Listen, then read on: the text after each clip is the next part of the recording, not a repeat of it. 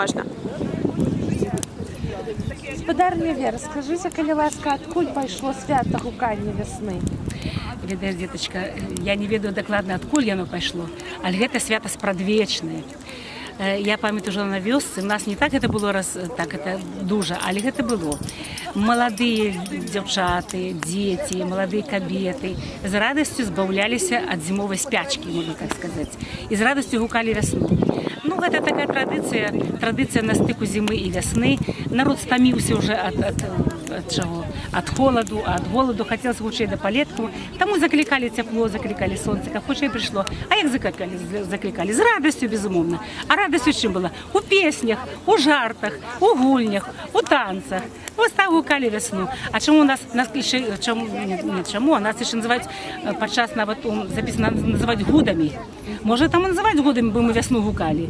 І нас мягкое такое гартанное гу, вот это гу весна, гу красна. Спрадвечнае свято.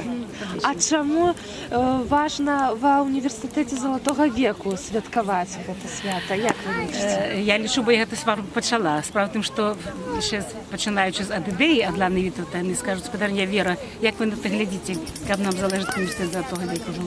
Гэта моя будучыня, пачынаем. З чаго пачалі? Пачалі з вячорак. А вячорка да школы жыцця.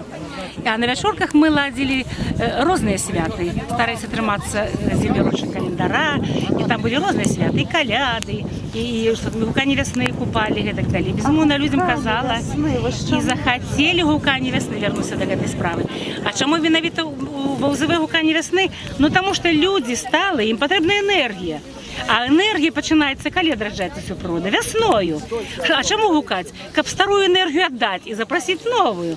Таму вось гэта свята, людзі не адмаўляюць, 5 год святкуем з радасцю, коли ўсё шырэйшае. УЗВ родапачынальнік такіх добрых спраў. І гуканне вясны становіцца такім, як заводзіцца такі маторчик добры. На лецішчы ехаць потым, працаваць і гэтак далей. Неабходнае свята. Дзякуй, господарня Вера.